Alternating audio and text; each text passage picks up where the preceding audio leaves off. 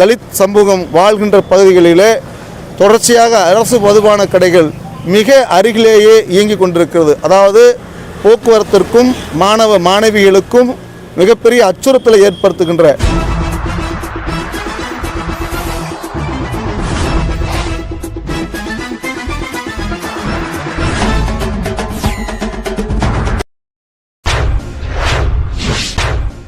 விடுதலை வேங்கைகள் கட்சி சார்பில் கவன ஈர்ப்பு உண்ணாவிரதம். சென்னை சேப்பாக்கம் சிவானந்தா சாலையில் விடுதலை வேங்கைகள் கட்சி சார்பாக பல்வேறு கோரிக்கைகளை வலியுறுத்தி அக்கட்சியின் தலைவர் தமிழின்பன் தலைமையில் கவன ஈர்ப்பு உண்ணாவிரதம் நடைபெற்ற இந்த உண்ணாவிரதத்தில் கட்சி நிர்வாகிகள் உறுப்பினர்கள் திரளாக கலந்து கொண்டு முழக்கங்கள் எழுப்பினர். பின்னர் அக்கட்சியின் தலைவர் தமிழின்பனை சந்தித்தார். அப்பொழுது அவர் அருந்ததியர் நல வாரியம், தாட்கோ வங்கி நிறுவுதல் அவசியம், 3% இடஒதுக்கீட்டிற்கான கண்காணிப்பு குழு அமைக்க வேண்டும், கிண்டி ரேஸ்கோஸில் தமிழகத்தை சார்ந்த இந்திய சுதந்திர போராட்ட வீரர்களின் உருவச்சிலைகள் மற்றும் அவ்வீரர்களின் வரலாற்று தகவல்களை கல்வெட்டுகளில் பொறித்து சமத்துவ பூங்காவை அமைத்திட வேண்டும், குறிப்பாக மாயபுரம், காந்தி நகர் உள்ளிட்ட தலித் பகுதிகளில் மின்விளக்கு, கழிப்பறை, குடிநீர் வசதிகளை மேம்படுத்த வேண்டும், போக்குவரத்து மற்றும் பள்ளி மாணவ மாணவிகள் பெண்களுக்கு அச்சுறுத்தி மன உளைச்சலை தரும் வகையில் அமைந்துள்ள அரசு மதுபான கடைகளை நிரந்தரமாக மூட வேண்டும் போன்ற கோரிக்கை அரசு உடனே நிறைவேற்ற வேண்டும் என வலியுறுத்தினர். வகுப்பு வாரிய திருத்த சட்டத்தை திரும்ப பெறு. ஒன்றிய அரசே திணிக்காதே மும்மொழி கொள்கையை திணிக்காதே. ஒன்றிய அரசே ரத்து செய் தேசிய கல்விக் கொள்கையை ரத்து செய். கல்வியை மாநில பட்டியலுக்கு வழங்கிடு. ஒன்றிய அரசே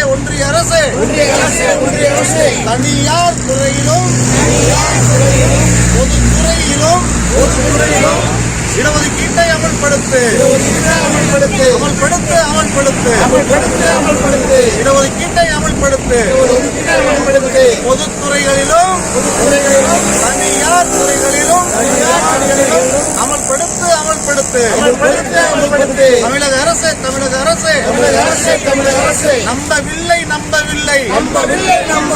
ஒன்றிய அரசை நம்பவில்லை.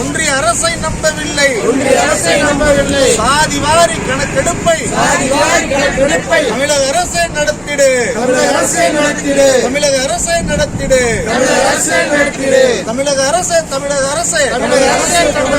தலித் பகுதிகளில் நிலவிடும் அடிப்படை வசதிகளின் குறைபாட்டை சரி செய்து சீர் அடிப்படை வசதிகளின் குறைபாட்டை சீர் செய். வாழ்கவே தந்தை பெரியார் வாழ்கவே. வெல்கவே காரல் மார்க்ஸ் வெல்கவே. வாழ்கவே புரட்சியாளர் அம்பேத்கர் வாழ்கவே. பத்திரிகையாளர்களுக்கு வணக்கம். இன்றைய தினம் விடுதலை வேங்கைகள் கட்சி இங்கே ஒரு கவன ஈர்ப்பு உண்ணாவிரத போராட்டம் நடத்தி கொண்டிருக்கின்றோம்.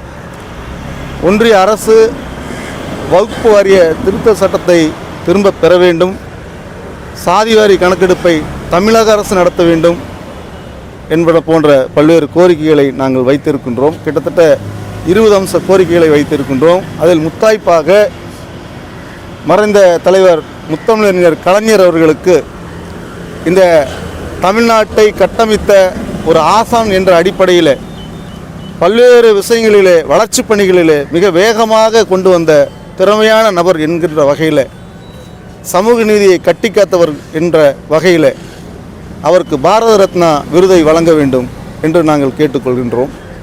அதை போன்றே இன்றைக்கு 1132 இடங்களிலே சாதிய பெயர்களையும் காலனி என்ற பெயர்களையும் அகற்றியுள்ள மாண்புமிகு தமிழக முதல்வர் அவர்களுக்கு நன்றியை தெரிவித்துக் கொள்கின்றோம். பின்னடைவு காலி பணியிடங்களையும் இடஒதுக்கீட்டை பதவி உயர்விலே கொண்டு வந்ததற்கும் எங்களுடைய நன்றியை தெரிவித்துக் கொள்கின்றோம். மாவீரன் பொல்லான் அவர்களுக்கு கிட்டத்தட்ட 6 கோடி ரூபாய் செலவில் இன்றைக்கு ஈரோட்டில் மிக வேகமாக ஒரு கட்டமைப்பை ஏற்படுத்தி கொண்டிருக்கின்றார்கள். அதற்கும் எங்கள் சமூகம் சார்ந்து நாங்கள் நன்றியை தெரிவித்துக் கொள்கின்றோம். இப்படி பல்வேறு விஷயங்களை நாங்கள் நன்றி சொல்லிக் கொண்டிருந்தாலும் கூட எங்களுடைய கோரிக்கைகள் பல நிறைவேறாமல் இருப்பது எங்களுக்கு உண்மையிலே வேதனை அளிக்கின்றது. அந்த வகையில் அருந்ததியர் நலவாரியம் வேண்டுமென்று பன்னெடுங்காலமாக கேட்டுக்கொண்டிருந்தோம். அதைப்போல எங்கள் சமூகம் மட்டுமல்லாமல் பட்டியலினத்திலே இருக்கக்கூடிய தொழில் முனைவோர்கள் பயன்பெறக்கூடிய வகையில் தாட்கோ வங்கியை நிறுவ வேண்டும் என்று கோரிக்கை விடுத்து கொண்டிருக்கின்றோம். அந்த தாட்கோ வங்கி மூலமாக அனைவருக்கும் கடனுதவி கிடைக்கும், மானிய கடன் கிடைக்கும் என்பதால் எங்களுக்கு அந்த தாட்கோ வங்கி மிகவும் தேவையான ஒன்று. எங்கள் வாழ்நிலையை உயர்த்துவதற்கான, பொருளாதாரத்தை உயர்த்துவதற்கான, தொழில் முறையில் நாங்கள் உயர்வதற்கான அது ஒரு வாய்ப்பாக இருக்கும். ஆகவே தாட்கோ வங்கி வேண்டும். அதை போலவே G61 என்ற அரசாணையின் மூலமாக ஒரு வடிகட்டி போல அந்த அரசாணை எங்களுடைய உள் இடஒதுக்கீட்டிலே இன்றைக்கு தடையாக இருந்து கொண்டிருக்கிறது.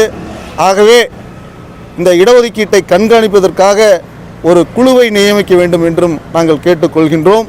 அதுபோலவே எங்களது பகுதிகளிலே, அதாவது தலித் சமூகம் வாழ்கின்ற பகுதிகளிலே தொடர்ச்சியாக அரசு மதுபான கடைகள் மிக அருகிலேயே இயங்கிக் கொண்டிருக்கிறது. அதாவது போக்குவரத்திற்கும் மாணவ மாணவிகளுக்கும் மிகப்பெரிய அச்சுறுத்தலை ஏற்படுத்துகின்ற, அந்த வகையாக பெண்கள் நடமாடக்கூட முடியாத வகையில் அச்சுறுத்தலை ஏற்படுத்தக்கூடிய, ஆபாசமாக நடந்திருக்கக்கூடிய பல்வேறு அரசு மதுபான கடைகள் இங்கே தமிழ்நாடு முழுவதும் இருக்கின்றது.